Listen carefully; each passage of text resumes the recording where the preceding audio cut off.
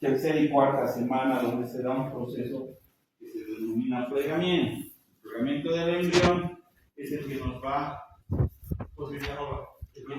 sí, está bien. Es el que nos va, es el que va a dar inicio a la formación de lo que es el intestino primitivo. Recordarán ustedes que cuando tenemos las tres hojas germinativas primordiales, el saco vitelino está tapizado de endodermo, ¿no es cierto? Producto del plegamiento cefálico, caudal, lateral, este saco vitelino se introduce, se vuelve interno y termina conformando el intestino primitivo y queda solamente un remanente de lo que es el saco vitelino, ¿no es cierto? Este es el intestino primitivo. Eso tenemos que recordar para hablar el día de hoy. En este proceso de formación del intestino primitivo, ¿no es cierto? Nosotros podemos ver en un corte transversal precisamente el intestino contenido en una cavidad que es el celoma y con un remanente aquí del saco vitelino. Es lo último ya. Entonces, el intestino primitivo va a tener tres partes, una de ellas vamos a estudiar el día de hoy, cuyos límites están dados por el tronco celíaco con todas estas estructuras, la mesentérica superior con todas estas estructuras y la mesentérica inferior con todas estas estructuras, ¿no? En el intestino anterior medio posterior, cefálico medio caudal, dependiendo del libro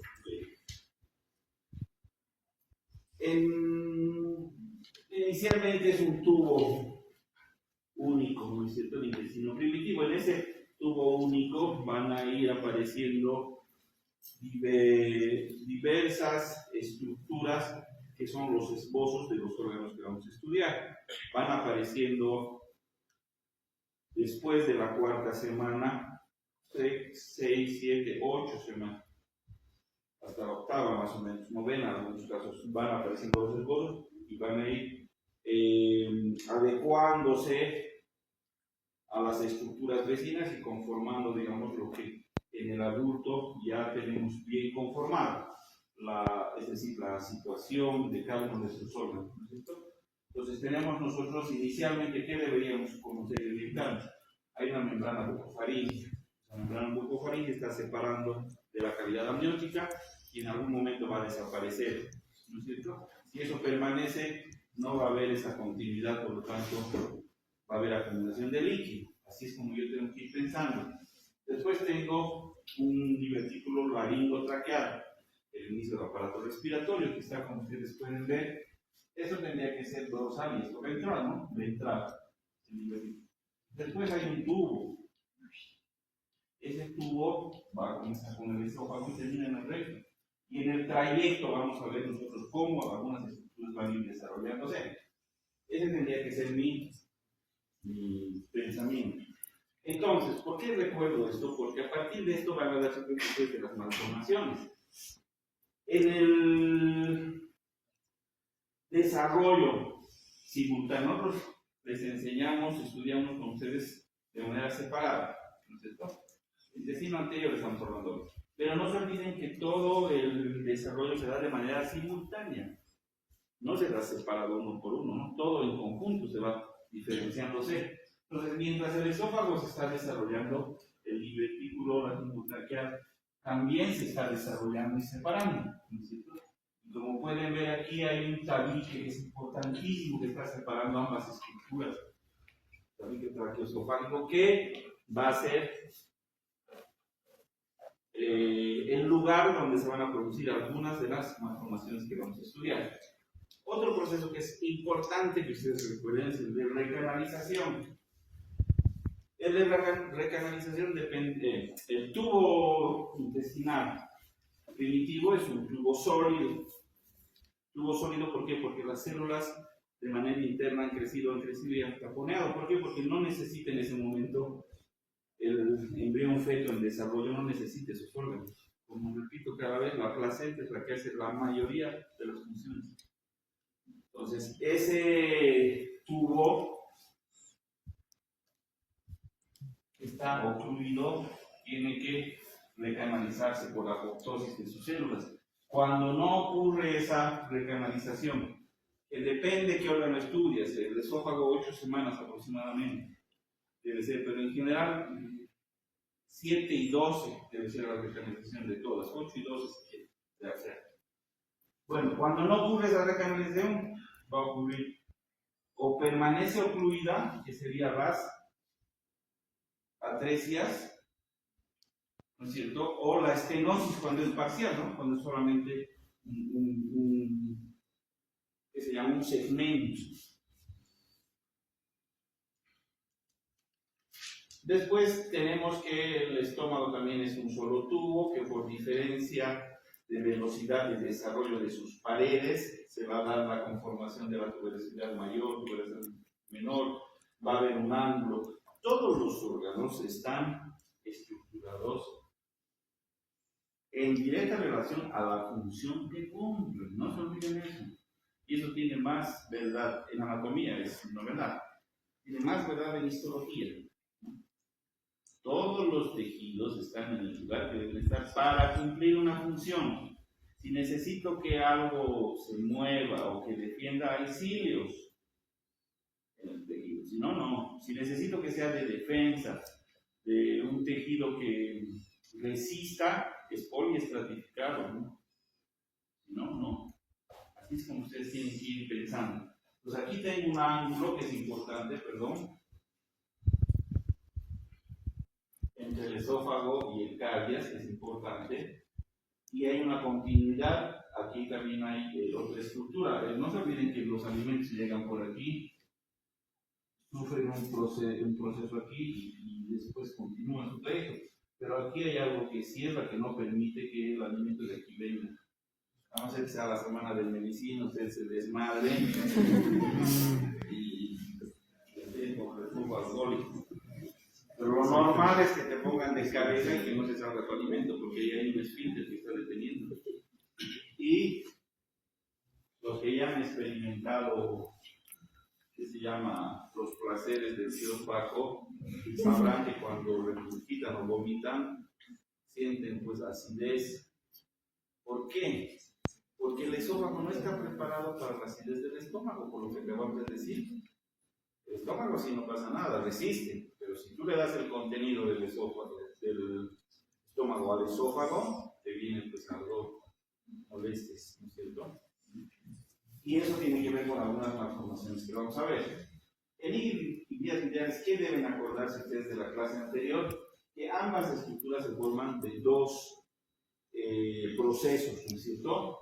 En el caso del hígado, hay una yema hepática y una yema vesicular. Eso tienen que acordarse, porque vamos a ver que eso nos explica algunas malformaciones.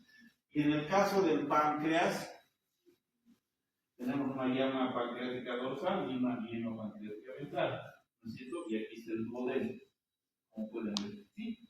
Eso tenemos que acordarnos para que veamos algunas malformaciones. Como siempre, todo, ¿con qué tiene que ver? Con la señalización y regulación molecular, ¿no? Estos son los genes implicados, que aquí está por cada uno de los colores OX, por ejemplo, cada una de las partes que tienen que ver. Yo no les voy a preguntar una de estas cosas como he visto en el último examen. No tiene sentido que yo te pregunte, ¿no?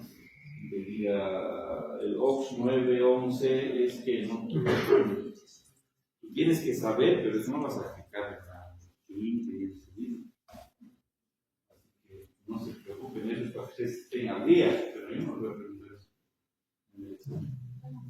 Entonces, vamos a clasificar las malformaciones por sus mecanismos, por la alteración de separación, recanalización, rotación y migración. Esos son los mecanismos que vamos a estudiar, todos centralizados en eso.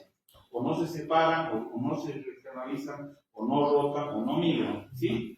Y también podemos estudiarlos por la ubicación en la que se encuentran. Mecanismos en general, ya hemos hablado de la recanalización, no tenemos que repetir, solamente hablar, ya les decía, tiene que haber apoptosis para que todo ese espacio desaparezca, y cuando no ocurre eso vamos a tener dos tipos de inconvenientes, ¿no es cierto? Un estrechamiento o estenosis, o cuando incluso es de mayor severidad, vamos a tener lo que es la atresia.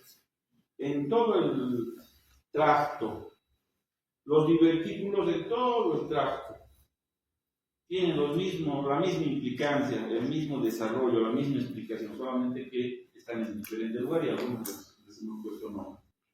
Después, la afectación del tabique, que les decía. Este tabique traqueoesofágico se mantiene en comunidad, va a haber una fístula. ¿Sí? Puede haber entonces una atresia más una fístula. Que los pediatras, como vamos a ver ahorita, les complican porque hay clasificaciones. Pero esos mecanismos iniciales son los que ustedes tienen que acordarse. Bueno, ahora vamos a la faringe. La faringe tiene la particularidad de que en algunos libros está como aparato branquial separado, en otros está como parte de la formación del cuello y en otros está como inicio del aparato respiratorio. Entonces encontramos, dependiendo qué libro lean, van a tener una terminología diferente. El aparato branquial se refiere a las branquias de los peces, ¿no? Y eso vendría a ser en nosotros los, ¿qué se llama? Los arcos faríngeos, ¿no? Pero que de nosotros tienen otra evolución, de los peces se mantienen. Tenemos tres malformaciones importantes: el quiste, las fístulas y otras. Vamos a ver. ¿Qué pasa con los quistes que están aquí especificados? Recordar los arcos faríngeos, que ahorita vamos a ver, son estructuras que tienen mesodermo, endodermo por dentro sus bolsas, ectodermo sus hendiduras, tienen su nervio, ¿no es cierto? Y en términos generales, ¿qué pasa? El segundo crece, lo tapa todo, va hasta el sexto y forma el cuello. Y en ese camino deja el seno cervical. Entonces, esas líneas de cierre son las líneas que se alteran, que no se cierran bien y que nos pueden dejar malformaciones. En este caso, los quistes cervicales. ¿Qué músculo tengo que tener en consideración? El esternocleidomastoideo, porque generalmente anterior a este es donde se van a presentar este tipo de malformaciones. Aquí tienen lo que estábamos hablando hace un momento. Vamos a ver más cosas. Ahí está. Los arcos faríngeos con sus componentes. Ustedes que saben inglés deben saber qué significa pouch y close. Pero sospechan, ¿no? ¿Qué significa? Bolsas y hendiduras, ¿no? Y en el desarrollo, el segundo va a dejar una estructura momentánea que es el seno cervical y debe desaparecer. Ese seno cervical no desarrolla y aparecen estos problemas. O no crece el segundo arco faríngeo, por ejemplo, no crece el sentido que se llama caudal y aparecen las malformaciones del tirogloso, que vamos a ver también ahora. Entonces, esas están identificadas en las malformaciones. Quiste cervical, justo del tirogloso es este, ¿no? Y están en la parte central. Ahora, un quiste, en términos generales, ¿qué es? Es un tumor lleno de líquido. Entonces, si estoy hablando de quistes, ¿cuál será la manifestación clínica? Primero, tendrá que ver con su localización. Segundo, con la dimensión. Si es grande y es en el cuello, ¿qué va a producir? ¿Qué síntomas te va a dar? ¿Qué? Entonces, dificultad en la respiración puede ser. Ya, puede ser, pero si está aquí adelante, puede ser respiración, está bien. ¿Qué más? Dolor a la deglución. Dolor a la deglución, disfagia. Entonces, depende del tamaño, pero si está ahí, me va a causar molestias para poder digerir. Ya que estamos por ahí, a ver, ustedes son los mismos electrodentrios. En un adulto, si te duele, no comes. En un niño, ¿qué va a causar dolor a la deglución? ¿Qué va a causar? Ya, no va, por eso, estamos diciendo que me duele al pasar alimento, por lo tanto el bebé, ¿cuál va a ser su conducta? ¿Cuál va a ser la evolución de ese bebé? ¿No va a poder? ¿Cómo fue? Claro, no va a querer lactar. ¿Qué más? Va a rechazar. ¿Qué va a hacer? Va a llorar. Va a ser irritable. ¿Y por qué va a querer? Porque no así no va a ser la medicina, sentido común.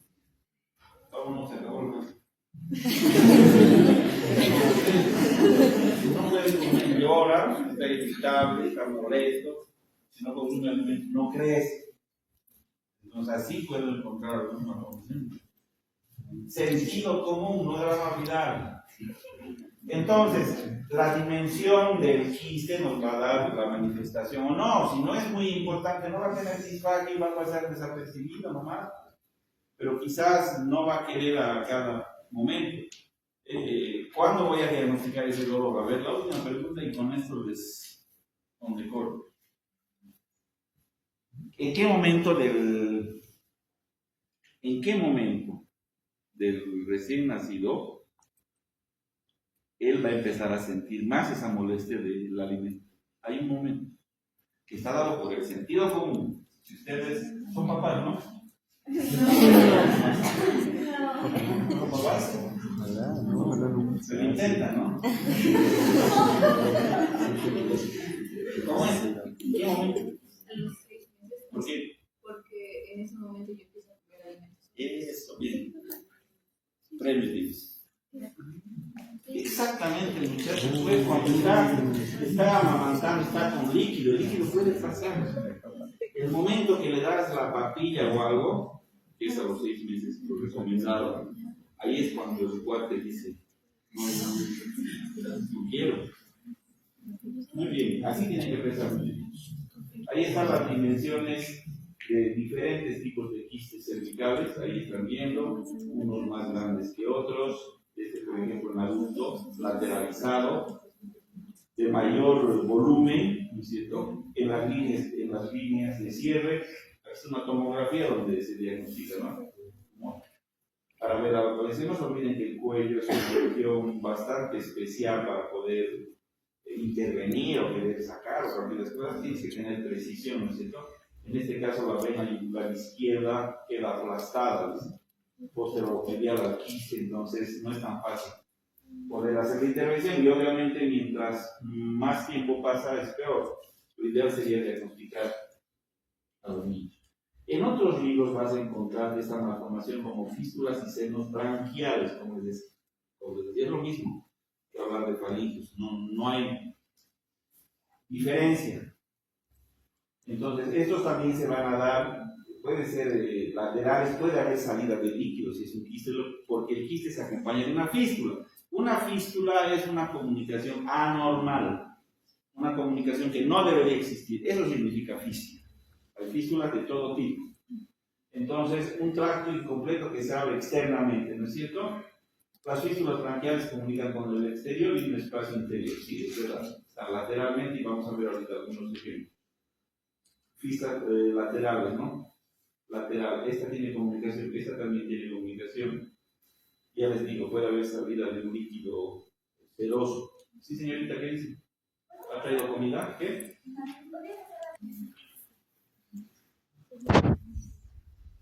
Aquí solamente está como restos, ¿no? Restos de que de esas líneas donde tenía que fusionarse, no terminan de fusionarse y quedó aquí. Ahora, en todos estos restos que quedan, que podríamos terminar diciendo son restos embrionarios, como hemos hablado en genitales masculinos y femeninos, ¿se acuerdan? Que hay restos en cada uno de los sexos, hay restos del anterior, porque al principio tenemos el potencial de tener los dos sexos, ¿se acuerdan? El problema es que estas células de los restos, como tienen un componente embrionario, tienen mayor susceptibilidad de desarrollar anormalidades como el cáncer. Esa es la preocupación en estos casos. Entonces, si amerita, habrá que tomar una biopsia para estar tranquilos, que no tienen nada de esos componentes. Fístulas faríngeas y branquiales, lo mismo aquí en un adulto, ¿no? De mayor magnitud, de menor magnitud.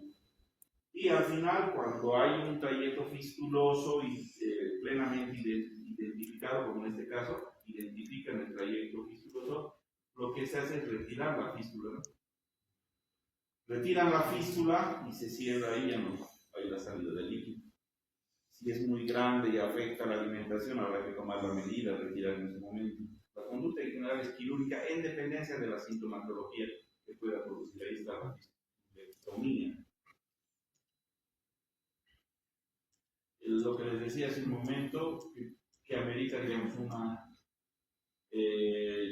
diapositiva especial, es el quiste del fibroso, ¿no? Persistente del conducto, que es el daño, en este caso, el defecto está en el segundo arco que nos es toda. Está en la línea media, me vas de la membrana tiroidea, 1-3 puede ser asintomática, no dolorosa, con la deglución mueve y puede infectarse, pero no. Aquí están varios ejemplos de diferente magnitud y los lugares donde en general encuentro yo los quistes del fibroso. Ahora sí, vamos a complicarnos un poquito más. Atresias y esterosis esofágica. ¿Qué pasa con las atresias y esterosis esofágica? Es lo mismo que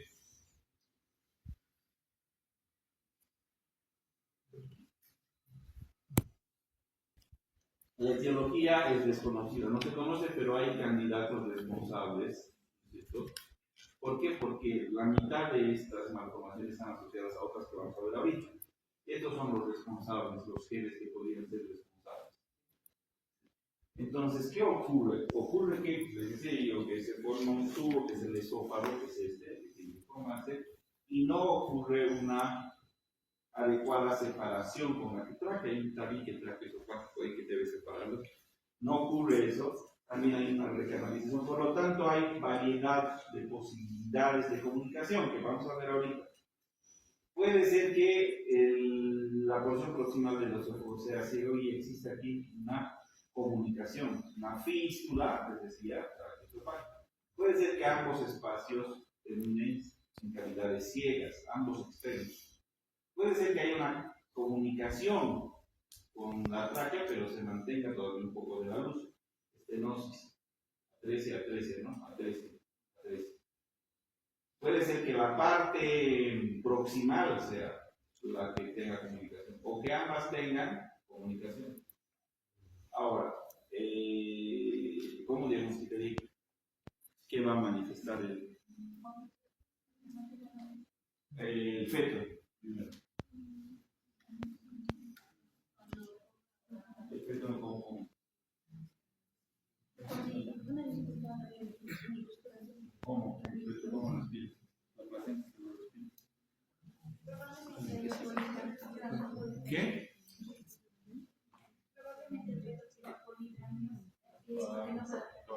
Claro. Eso es muchachos. Recuérdense cómo el ciclo del líquido amniótico es. El líquido amniótico, el amigo hace pis. Es el líquido amniótico. Traga. Su orina no es la orina del adulto, no tiene desechos.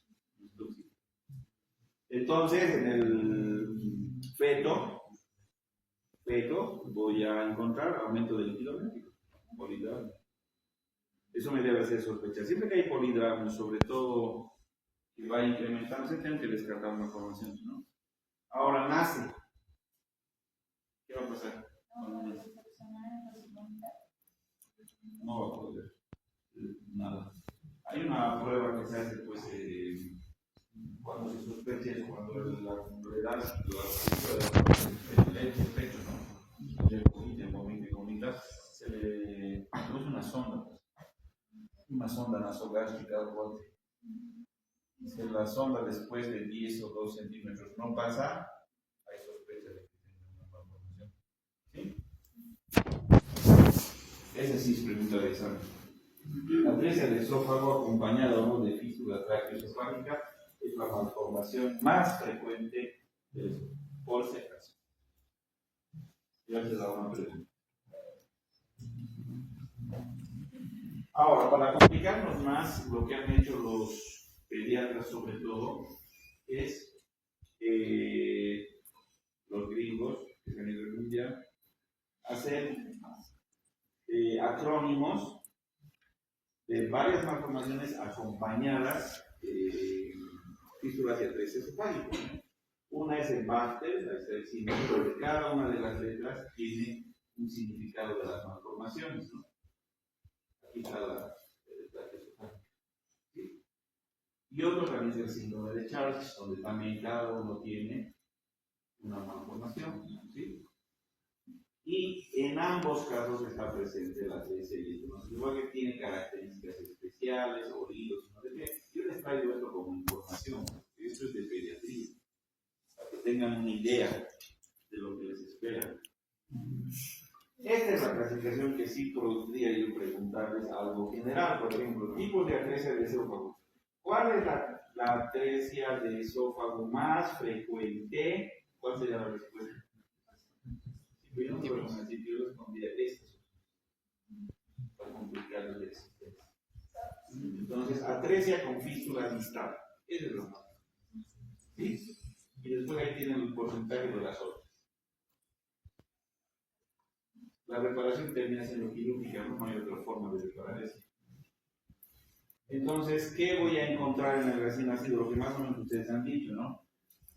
Morado, melamino, porque no está pudiendo respirar bien, entonces va a poner cianótico, que significa color azulado, no puede respirar bien, la sangre desoxigenada se está acumulando, por eso es azul, ¿no es cierto? Entonces, salivación excesiva. ¿Por qué? Porque no está pudiendo tragar la saliva, entonces está tos y atragantamiento, no puede, como no puede respirar, no puede tragar, tiene que haber tos y distensión abdominal. El abdomen va a empezar a distenderse porque no puede controlar. Aquí está la distensión abdominal importante, ¿no es cierto? ¿Cómo voy a diagnosticar? Cuando ustedes me han dicho ya prenatal, miren la cantidad de líquido amniótico. Esa es una ecografía en la cual se mide la cantidad de líquido amniótico. La cantidad de líquido amniótico por semana está organizado en unas tablas. De cada semana gestacional hay cuánto yo debo encontrar de líquido amniótico. Se llama índice de líquido amniótico, ILA, y se mide en 4 bolsones de la embarazada. En esos 4 bolsones se va midiendo. ¿Ya? Voy a encontrar incrementado. Si la mido a la embarazada, que se mide la altura uterina con una cinta métrica, por ejemplo, también cada semana de gestación tiene a la altura que debe corresponder. Cuando eso está por encima del promedio, ustedes ya van a sospechar. Y cuando nace, les decía la falla de la sonda nasogástrica. ¿Sí? Ahora, ¿puedo hacer radiografía de tórax y abdomen? Sí, puedo hacer. En el caso de una ecografía, cuando el amigo todavía es feto, no voy a encontrar esta burbuja gástrica, no voy a encontrar porque como no hay comunicación, no se va a formar o se va a acumular este poco de oxígeno, no voy a encontrar. Entonces tengo que sospechar, esto es todavía como feto, ¿no? Cuando ya nace puedo agarrar y puedo colocar una sustancia que se llama radiopaca. Voy a encontrar estos estrechamientos, ¿ven, no? Que debe ser un tubo único. Y cuando ya nace me dicen que está anormal aquí, más premio que a mi amiga que ve con decorado, ¿no? Vean, ¿en qué consiste esta prueba? Esta prueba consiste en darle de beber una sustancia radioactiva, ¿no? La sustancia radioactiva va a ir por el trayecto que le corresponde y nos va a mostrar por los trayectos que está ahí. ¿Qué está anormal? Si le he dado a este amiguito.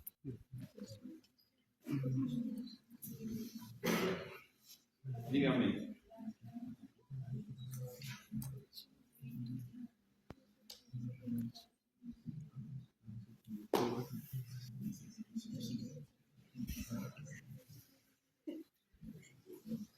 ¿Cómo es? Rápido. ¿Qué es? Veamos, 3 opciones. ¿Qué dices? El líquido radiactivo pasado a las horas. Ah, muy bien. Sí, claro, pues.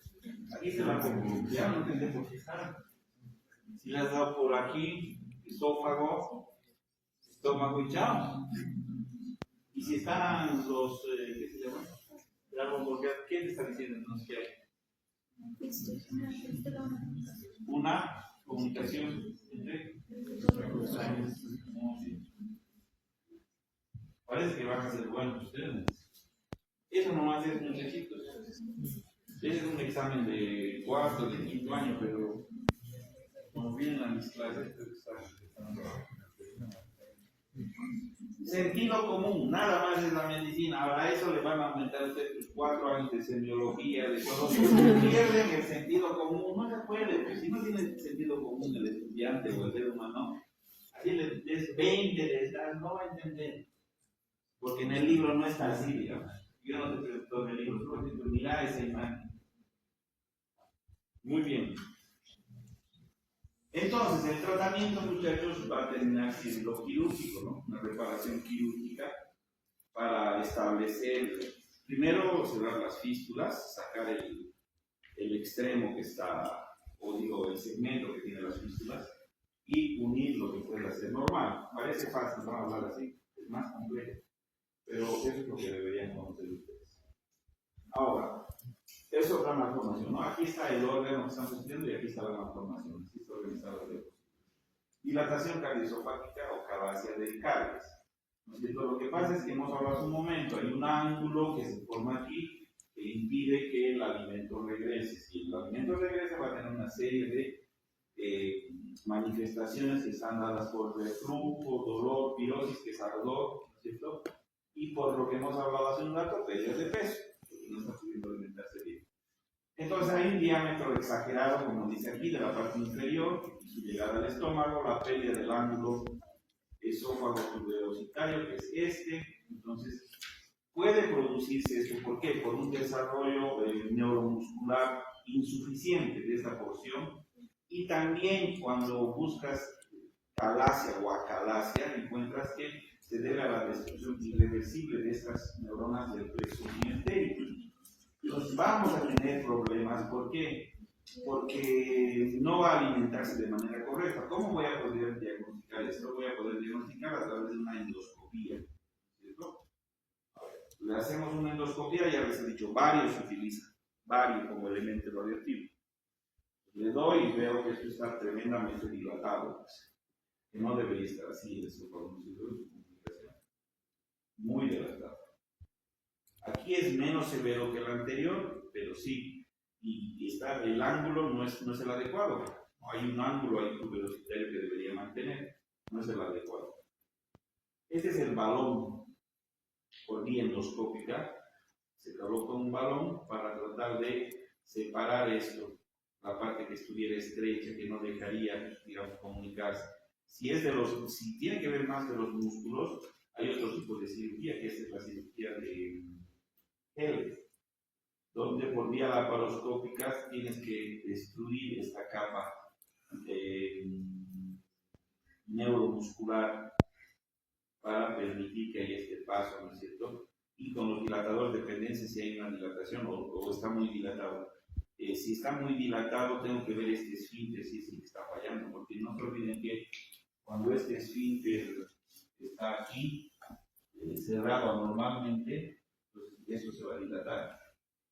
Es un tratamiento complejo, es un tratamiento por partes y al final, como les decía, quirúrgico. El megaesófago podríamos nosotros encontrar en otros libros, depende de la terminología, podemos encontrarlo precisamente como calasia del cardias acompañado del megaesófago, porque es lo mismo, ¿no? Es una afectación del esófago, se dilata de forma normal, pierde su capacidad de mover el alimento, hay desnutrición, regurgitación de comida no digerida, neumonía por aspiración, porque es muy cercano, si hay una fístula peor, y la manifestación clínica son las mismas, regurgitación, disfagia, dolor, pérdida de peso. El estudiante de medicina antes les decía, tienen que tener su diccionario médico, pero como ustedes son de la época de TikTok, tienen que bajarse en sus celulares un diccionario médico. Ahora con el Gemini también, el Gemini más o menos la hecho. Entonces, no pueden quedarse con un término que no sepan su significado. Y tampoco ya pueden seguir ustedes hablando como gente de medicina que le duele su garganta, no, ya tienen que empezar a utilizar términos médicos desde ahora. Para eso necesitan saber qué significa cada uno. El diagnóstico principal se realiza en la radiografía simple, como hemos visto, ¿no es cierto? Y el tratamiento de la miotomía de Keller, que les he hablado hace un momento que lo hizo. Divertículos. Ahora, los divertículos en todas partes tienen el mismo significado. Son unas dilataciones saxiformes, como dice el profesor Davos en su libro. Lo congénito, ¿qué es? Que tú heredas la hipoplasia de la pared, es decir, la debilidad de la pared. Esta pared es muy débil y se va a formar un divertículo, ¿me entiendes? Después el divertículo se forma por aspectos mecánicos. pero la debilidad, la hipoplasia es la congénita. Entonces, en un tubo donde debería ser lisa la estructura, hay unos espacios denominados divertículos. Esos son los divertículos. Ahora, ¿qué va a pasar si hay esos espacios? ¿Qué? Se acumula de bacterias, ¿Por qué bacterias? ¿Por qué primero bacterias? ¿De qué se crean? en caso de que los alimentos estén contaminados. ¿Pero por qué comes alimentos contaminados? ¿Qué se acumula?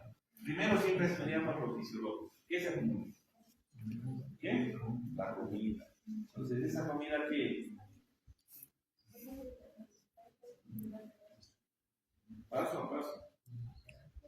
Ya se descompone. Ahí sí podemos saber las bacterias. Si se descompone, les he dicho que esta pared es hipoplástica, débil. Ahí está el divertículo, aquí está la comida que no ha sido bien digerida, se queda ahí, se descompone. Entonces, si se descompone, ¿qué pasa? Se infecta. Infecta. Después de que se infecta, ¿qué? ¿Cómo? Ya, no necesariamente, pero se descompone, está infectada, sale ahí. Entonces, primero las manifestaciones de esto puede ser que haya halitosis o mal aliento, porque la comida no está siendo bien digerida. Después, ¿qué va a pasar? Ya, está inflamado, es una respuesta del organismo, se está inflamando. Es una pared delgada y aquí hay algo que está infectando. ¿Qué va a pasar? ¿Qué pasa con eso? Pared delgada, inflamación aquí, infección, sigue, pared delgada. ¿Qué? Se perfora. Sangra. Esa es la evolución de él. Ahora depende del tamaño y de la localización. Entonces, dilataciones axiformes, y para divertirnos hemos puesto nombres, ¿no? A los más frecuentes, divertículo decente, el más frecuente, pregunta de examen. Ubicado en la parte superior del esófago por encima del esfínter superior. ¿Sí? Divertículo parabronquial, por tracción se produce, ubicado en la zona media, no sé qué. Divertículo epifrénico, se presenta en terciarios, no, este más frecuente, este le van a preguntar o le voy a preguntar. Aquí es el divertículo decente, ¿no es cierto? ¿Qué va a producir? Ya hemos hablado. Disfagia, eructos, ruidos de gorgoteo, tos, ronquera, atragantamiento habitual porque el alimento se va aquí. Cuando hay regurgitación, el alimento, por eso es importante que ustedes pregunten al paciente los detalles, ¿no? El paciente vomitaba, te dice el residente, pero ¿cómo vomitaba? ¿Cómo era su vómito? ¿Qué contenido? ¿Qué color? ¿A qué hora vomita? Después de comer, al acostarse, vómitos en proyectil, como vamos a ver una enfermedad o no. Y en este caso la pregunta sería, ¿cuál? ¿Cómo serán los alimentos en este caso? ¿En composición? ¿Qué? ¿En descomposición? Fuerte. ¿Qué? ¿Descomposición? Más o menos, a ver, piensen. ¿Cómo serán los alimentos? ¿Digeridos? No digeridos. Entonces, ¿es vómito? ¿Y cómo has vomitado? No, mi caldo de pollo estaba entero. Porque no ha pasado, pues no ha digerido nada. Pero entonces vas a encontrar alimentos que no han sido digeridos. La importancia de la semiología. Ahí tienen, ¿no es cierto? Un divertículo, depende del tamaño. Estos son estudios por endoscopía, ¿no? Ahora, casos más raros, ¿no? Duplicaciones. ¿Qué pasa? Que no es tanto como se forma otro esófago, sino que hay un tabique que falla, entonces el esófago anormal que se forma termina generalmente en un tubo ciego. Es como si tuviera aquí atrás otro tubo. Esa es la duplicación del esófago. ¿No es cierto? Aquí están viendo, miren, esófago, y aquí está el otro, ¿no? Miren. Entonces, a este le va a pasar lo mismo que a los divertículos, aunque es más grande. Las manifestaciones van a ser las mismas que hemos hablado, no hay otras, ¿no? Anomalía rara consiste en la formación de estructuras quísticas o tubulares y no tiene mayor significancia, que sea la duplicación, ya que estamos viendo un poco más delgadito, ¿no? Pueden ser quísticas, como un quiste, como nos habla otro, pueden ser tubulares, como estamos viendo. disfagia, disnea o dificultad, dolor torácico, complicaciones de las que hemos dicho, infección, hemorragia, perforación. ¿Ves? No cambia eso. Eso en cualquier lugar donde encuentres va a tener esto, porque conoces. La ecografía, ultrasonido, tomografía, dependiendo, ¿no? Y el tratamiento generalmente es resección vía laparoscópica, en la actualidad casi todos vía laparoscópica. Ustedes van a ejercer la medicina en la parte de cirugía con laparoscopía. Ya es raro el que hace una incisión, eso ya es del pasado. Entonces casi todo es laparoscopia. Ahí tenemos diferentes de los tipos. Estos. Divertículos, los divertículos en el estómago, lo mismo como se hablaba, son lo mismo. Habitualmente, ¿dónde? En la región del cardia, cerca de la curvatura menor, es así puede ser pregunta. Los divertículos en el estómago se presentan más frecuente, las 4 opciones que se tienen que dar. O 5 les han dado. 4. Pero eran 4 en el examen, ¿no? ¿O no? ¿Qué? 4 o 5. 5. 4, yo hice el examen del primer paciente. Eran A, B, C, D. Bueno, tamaño 1 a 7 centímetros. Asintomático. Diagnóstico accidental, depende del tamaño. Y en el estómago es más difícil, ¿no? Porque los ácidos van a terminar por, ¿qué se llama? Por procesar el bolo alimenticio. Así que es más difícil, pero puede perforarse, depende de la alimentación, puede sufrir el proceso que hemos hablado hace un rato, ¿no es cierto? Después, ahora miren aquí qué importantes, ¿no? Destacan dolor epigástrico, el amigo come su picante surtido y está tranquilo, pero cambia de postura y le duele. ¿Por qué? Porque cuando cambia de postura se va el alimento a su divertículo. El divertículo, hemos dicho, es una pared delgada hipoplásica. Entonces, el dolor, cuándo, cómo, dónde, cuando se mueve, después sí, ya. Sospecho. Puede haber hemorragia, infección y perforación. Ahí hay otro. Y pasamos a la estenosis pilórica hipertrófica. La más frecuente del estómago, también pregunta de examen. ¿Sí? La estenosis, como están viendo ustedes aquí, es un estrechamiento en la válvula inferior del estómago. El estómago tiene dos, una que arriba evita que el estómago vaya y otra que evita que el intestino vaya. ¿Cierto? Esas dos tienen que funcionar. Hay una hipertrofia de la capa muscular, del músculo de tórax, aquí. Vómitos en proyectil, aquí son los vómitos en proyectil. Estenosis asociada a factores genéticos. ¿Sí? ¿Cómo voy a diagnosticar en una radiografía? Signos de la orula. Aquí está. ¿Han ido al kinder? ¿No se ve? ¿Han dibujado orulitas? Ahí está la orulita, miren. Y pues, veo en una radiografía de un niño que viene, que tiene vómitos en proyectil, no, pues ahí está su diagnóstico, no necesitan hacer resonancia ni cosas carísimas. Una radiografía vale 70 pesos. Una tomografía vale 1,000 pesos, 700, depende del lugar y sus cosas. Una resonancia vale unos 2,000, 3,000 euros. Ustedes tienen que ver con qué diagnostican, ¿no? Si son médicos que de 3,000 en 3,000 le hacen diagnosticar o con 70 pesos, pero bien formados. Más frecuente en el sexo masculino y hemos visto como en proyectil, ahí están algunos de las complicaciones de la estenosis.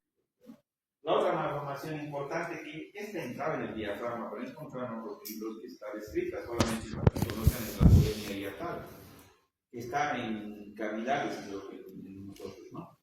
Es una anomalía estructural poco común, entonces una porción del estómago se va a desplazar hacia el tórax, ¿no? Aquí hay un ensanchamiento de este esfínter y va a pasar al estómago, entonces voy a tener manifestaciones de dolor aquí arriba relacionadas con la alimentación. Vómitos frecuentes, dificultad respiratoria, no funciona el esfínter, va a haber vómitos frecuentes, también retrasan el crecimiento y todo lo que hemos hablado, ¿no? Y también el diagnóstico aquí va a tener que ser una ecografía simplemente, ¿no? Vámonos al duodeno. Atresia y estenosis.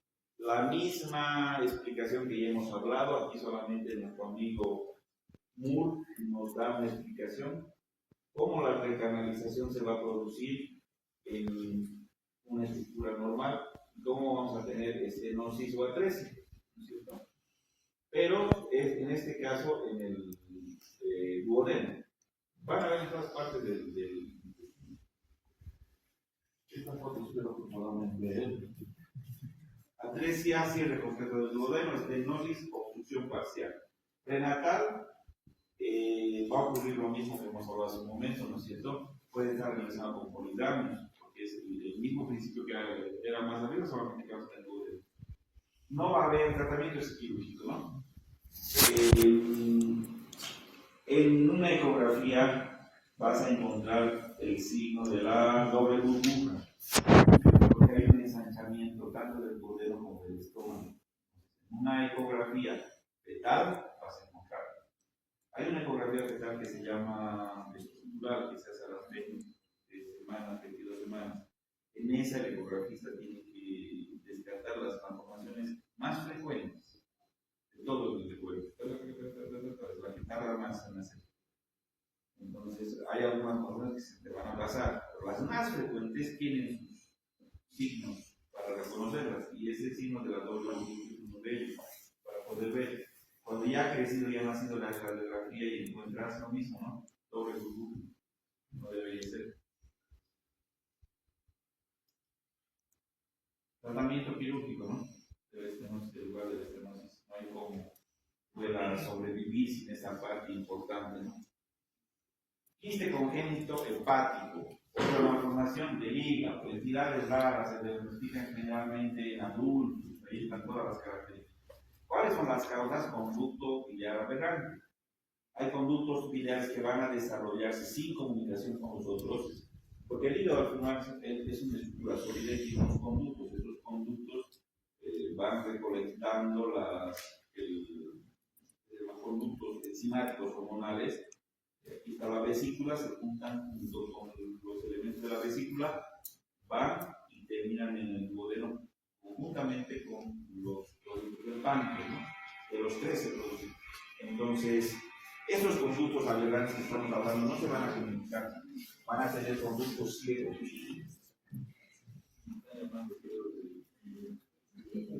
Muchachos, hay una cosa importante aquí. El diagnóstico prenatal es lo que hemos dicho. Miren la distinción importantísima.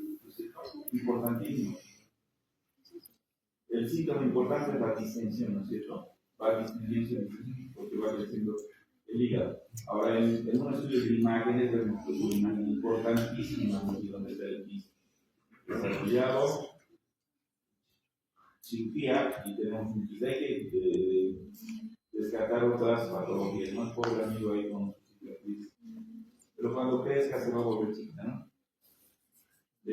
Pero no hay otro. Ahora, como me caen bien ustedes, he clasificado las malformaciones de la vesícula biliar para tener una tablita que me permita a mí estudiar, porque me parece que es más fácil cuando tengo yo un resumen, de ahí puedo sacar conclusiones que estudiar una por una, que vamos a hacer ahorita, pero este es mi resumen. Las clasificaciones de la vesícula biliar, ¿cómo yo podría entenderlas? Por alteraciones del número, agenesia, no hay, duplicación, 2 o más, ¿cierto? El tamaño, muy chiquito o muy grande. Alteraciones de la forma, lo que puedan imaginar ustedes, aplicada, modulada, con burritos, con dentículo.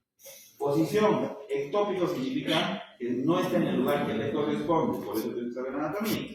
Ectópico, donde ustedes quieran, pero no en el lugar que le corresponde. ¿Sí? Y alteraciones del conducto cístico, que también tienen que ver con duplicaciones obligatorias. Para eso, queridos muchachos y muchachas, tengo que conocer pues, grandes rasgos.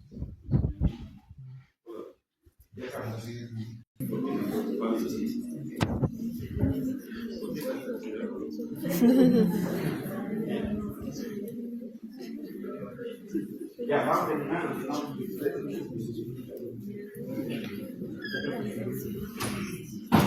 Ya es bajo, ya. Espérense bien. Bueno, tenemos que conocer por qué significa la vesícula biliar, ¿no es cierto? Esta vesícula biliar está llegando aquí del hígado grosso, un conducto hepático derecho y izquierdo, un conducto que se llama hepático común. Está la vesícula, aquí está, ¿qué se llama? Colédoco. El cístico está primero, ¿no? El cístico y después punto, aquí está el páncreas, viene y aquí está el duodeno, que es explicable. Eso tenemos que conocer.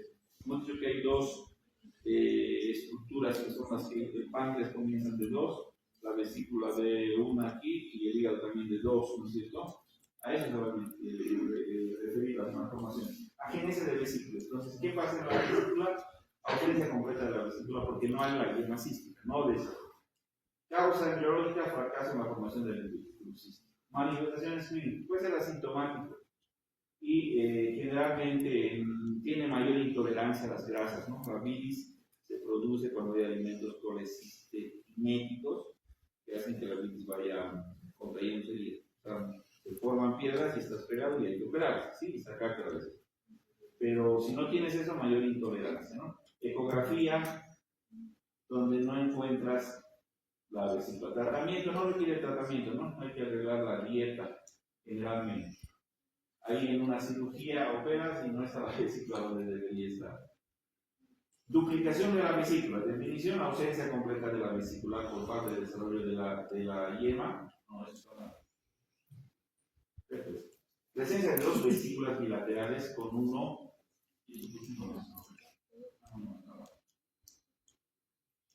Ahí está. Presencia de dos vesículas con uno o dos conductos, duplicación de la yema, les he dicho, dos yemas, entonces van a desarrollarse dos, ¿no es cierto? Ahora, la manifestación de los conductos varía. Entonces aquí le han puesto los pediatras en H, en Y. Manifestaciones asintomáticas. Aquí el problema, ¿cuál sería los problemas? Que tengas dos. No me decepcionen. No me decepciones. ¿Qué pasaría? ¿Cuál sería el problema?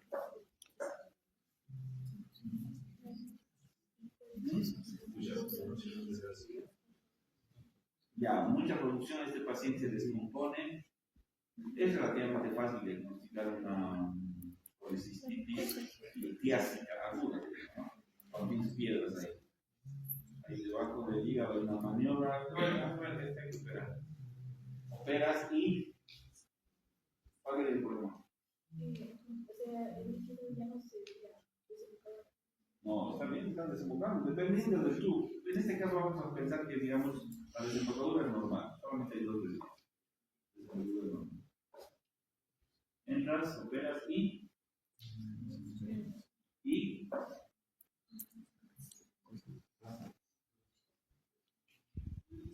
¿cuál es el problema?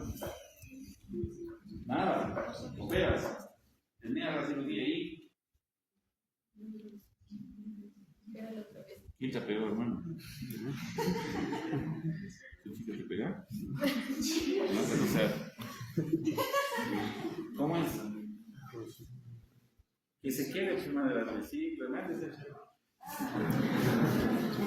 que opere, saque el ñato campo y que el paciente siga con síntomas y molestias, pues, porque le has dejado la otra. Porque no se reaccionó con el espíritu. Aquí hay órganos de estructura, sangre, no sé qué, está ahí atrás, no es tan fácil así. Pues como no sabes que hay dos, aquí está esta, sí, esta es, listo, ya. Sigue el paciente, no, pero sí, ecografía, tiene su vesícula, no, pero yo le he sacado la vesícula. Pero no te vas a acordarse de tus clases de primer año. Entonces, muchachos, diferentes formas y manifestaciones del cístico, ¿no es cierto? Que sea separado, que esté ectópico, que tengan dos, que tenga uno, que tengan dos. Entonces hay una clasificación de Boyle, que tipo 1, una sola vesícula parcialmente dividida. Esta tiene tres, septada, bilobulada o ella, como decir. Tipo 2, dos vesículas independientes, que funcionan casi como órganos separados, ¿no? Dependiendo. Entonces, hay una clasificación más al final que les voy a mostrar. Hipoplasia, que hay en desarrollo anormal o vesícula lobular o tabical, están ambas en una sola estructura porque no son muy frecuentes, ¿no es cierto? Desarrollo incompleto, desarrollo insuficiente de la hiena. Manifestaciones asintomáticas, ¿no? Realmente no debe haber nada. Que sea bilobulado o tabicada, hay persistencia de tabiques. Esos tabiques son los que deberían haberse apoptosado y no lo hacen, terminan dividiendo la estructura. Aberración de la vaporización durante la recanalización. Puede haber dolor biliar, litiasis, puede haber mayor progresión a la formación de litos, ¿no es cierto?, de piedritas, estas, como estamos viendo aquí, ¿no es cierto? Un desarrollo insuficiente de lo que es la bacteria, estamos viendo un desarrollo insuficiente, ¿no es cierto? Pequeño. Aquí estamos viendo la vesícula bilobulada, ¿no? La picada, no debería estar así. Para ustedes, vesícula en gorro free. Bonito, este es el gorro free. Sí, este es el gorro que los franceses han hecho famoso. En algunos escudos está porque está relacionado con la libertad, la rebeldía, la luz. De hecho, representan a la libertad como una mujer con este gorro. Este es el gorro free. Entonces, ¿qué tiene de particularidad? Que a alguien se le ha ocurrido y le ha dicho, mira, esto se parece a un gorro free. Le ha puesto el nombre de vesícula de gorro free. Tiene esta formita, que es la anomalía congénita más frecuente, o sea, pregunta de examen, de las vías biliares. Manifestaciones generalmente asintomáticas, o sea, no da ningún síntoma. Ahí está otra vez su gorrito, para que puedan verlo, para que no se olvide. La ecografía. Vesícula intrahepática, quiere decir que la vesícula, esto pertenece a la vesícula ectópica, ¿no? Que la vesícula se queda en las vías intrahepáticas, entonces permanece parcialmente incluida. Causa embriológica, fracaso de la migración, ¿no? La migración de los yemas que deberían fundirse. Entonces, mayor riesgo de cálculas y para operar está pegado, porque no está, la vesícula está ahí abajo, ¿no? Aquí para operar. Y este está adentro. Entonces, tienes mayor complicación. Vesícula ectópica, en todos los lugares que puedan ustedes imaginarse, aunque hay aquí algunos lugares, izquierda, retrohepática, retroperitoneal, ligamento falciforme y intrahepática. Esta puede ser pregunta de examen. Vesícula ectópica, ¿en qué lugares son? No dice cuál son, pero seguramente podríamos poner un distractor, ¿no? Es decir, uno que no está aquí para preguntarles, y ese sería. Causa embriológica, migración anormal durante el desarrollo. Te puede confundir en la clínica. Si está al lado, ¿qué se llama? ¿Qué es lo que puede hacer pensar que el dolor corresponde a otra malformación? En caso de conducto cístico, duplicación, ausencia, infección anómala, con todas esas posibilidades, incrementan el riesgo de lesión biliar durante la cirugía porque está normalmente el trayecto. Tienes que es lateral derecho, que es en espiral, que es proximal, que es medial bajo, que es lateral bajo. Todas estas posibilidades que son para que conozcan. Les digo, yo no les preguntaría esto porque esto es de cirugía. Quizás, sí, esto es de cirugía, no es tema de nosotros, pero es para que conozcan. Quiste del coledo, porque es también importante porque es una malformación congénita que consiste en una dilatación, pero además que hay una parte importante que vamos a ver ahorita cualquier de nosotros. Generalmente en infancia, antes de los 10 años, ¿no es cierto? Dolor importante localizado en la parte superior. Hay ictericia, que es una pigmentación amarilla. El diagnóstico por ecografía se puede realizar por resonancia y el tratamiento generalmente es una intervención quirúrgica, ¿no es cierto? Puede simular otras malformaciones y puede confundir. Ahí están operando un quiste del color determinante. Ahora, esto es para que solamente conozcan. Los quistes de las vías biliares en general, donde uno de los que hemos estudiado es el quiste del cuerpo, lo han clasificado en tipo 1, 2, 3, 4 y 5. Ahí tienes, ¿no es cierto? Dependiendo de su localización de los quistes. ¿Para qué sirve esto? Para que ustedes conozcan y en cirugía tendrán que saber de memoria cuando lleguen a cirugía. Como me caen bien y sabía que me iban a responder todo, hemos hecho este cuadrito donde está la malformación, el defecto embriológico, la manifestación y el tratamiento. Este es el resumen de las malformaciones de las vías biliares, que se complican por las clasificaciones del gordito y el total y no sé qué. Entonces, prefiero tener todo en uno solo donde yo me pueda aprender bien, ¿sí? Esas son las manifestaciones clínicas de estos malformaciones en las vías biliares, ¿no? Distensión abdominal y sobre todo la coloración amarillenta, ¿no? ¿Cuáles son los aspectos claves de la clase de hoy en la parte, esta última que hemos desarrollado? La vesícula engorro fluido es la anomalía congénita más frecuente. Pregunta de esa. La duplicación vesicular es la malformación con mayor relevancia quirúrgica, lo mismo la más frecuente que la mayor. ¿Cuál es la malformación con mayor relevancia quirúrgica? Dos puntos. Les pongo varias opciones y ustedes me van a poner la de gordito frío, ¿no? La genesia de la vesícula biliar puede simular una colitis crónica y debe confirmarse. La vesícula flotante constituye una urgencia potencial debido a su torsión, ¿no? La vesícula que está flotando en el mesenterio puede torcerse. Las variantes del conducto cístico son fundamentales para la cirugía o precoces. Síndrome de Alert-Gillet es un trastorno raro de las vesículas biliares. Miren las características de las fases. Las fases son singulares del señor mayor y de estos niños, ¿no es cierto? Entonces, raro trastorno autosómico dominante. En el hígado hay reducción o por malformación de los conductos, hay una ictericia, orina oscura. En el corazón otras malformaciones, en el esqueleto otras, en los ojos y rasgos faciales característicos. Pero nos interesa que tiene esa malformación en el hígado, ¿no? Ahí están las características. Terminando, páncreas anular. El páncreas, hemos dicho, cuando comienza a formarse, comienza de dos estructuras, ¿no es cierto? Que van a terminar uniéndose. En este caso hay un parte de páncreas va a terminar con movimiento anular y depende de la compresión para la manifestación de los síntomas, ¿no? Puede haber dilatación, falta de absorción o realmente una, ¿qué se llama? Es importante, ¿no es cierto? En el páncreas anular. Entonces se va a dilatar esto y se va a dilatar esto, ¿no? Y también voy a encontrar aquí las, ¿qué se llama?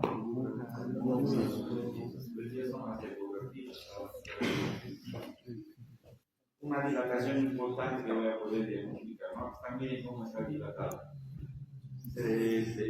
Reparación quirúrgica, ¿no? Enfermedad fibroquística del páncreas. Aquí lo que pasa es que hay una producción anormal de la tripsina, entonces en varios lugares el moco se va a volver muy espeso y voy a tener manifestaciones, ¿no? La afectación al funcionamiento de las células epiteliales se encarga de producir moco, como les decía. Las secreciones son fluidas, se vuelven espesas y pegajosas y obstruyen. Entonces, en este caso, ¿qué van a obstruir si están en el aparato respiratorio o en el páncreas?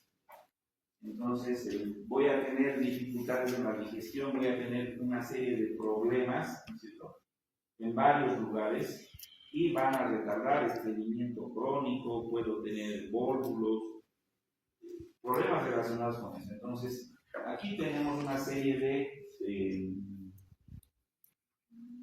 ¿qué se llama? Consecuencias de la fisiopatología que se van a incluir. ¿No es cierto? Puede haber diabetes secundaria porque no está eliminando bien la producción del páncreas. Hay una causa genética, hay bloqueo de los conductos y mala absorción.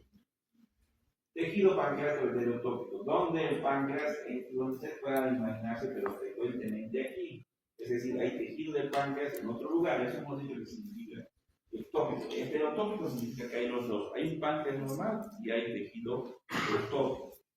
Anomolea por la presencia del tejido fuera de su localización, defecto del suelo embrionario. En el estómago, el 30% de los casos, sintomático, puede haber mayor producción, ¿no? Difícil diagnóstico, hay que encontrar en una exploración laparoscópica el tejido normal, una biopsia y esto si decirme tienen que avisar. Ahí está un páncreas ectópico localizado en ese lugar. Ahí también está localizado, como les decía, en la histología tiene que confirmarme que es tejido pancreático.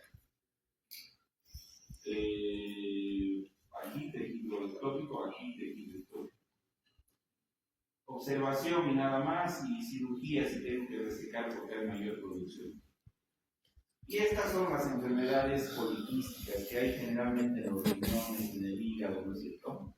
Trastorno genético, este es lo más conocido. Enfermedad poliquística autosómica dominante. Quistes llenos de líquido, ¿dónde? Riñones, hígado y páncreas. Mal funcionamiento de los cilios primarios, formación de recursos de varias proteínas, especialmente estas dos.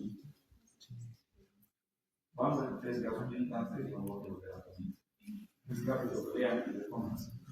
Un recién nacido presenta tos intensas, cianosis y atragantamiento durante la alimentación. Se observa además distensión abdominal. Al intentar pasar una sonda, esta no progresa. ¿Cuál es el diagnóstico? Bien. A, B, C, D.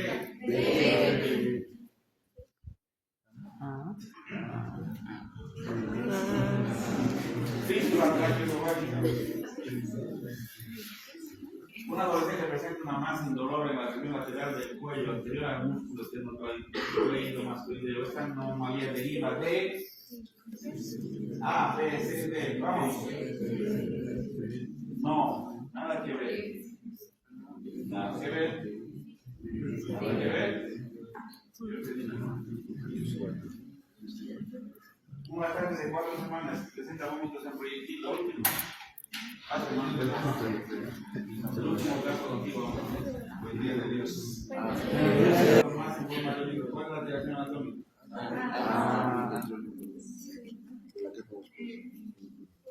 Dice muchacho, entonces van a repasar estos casos.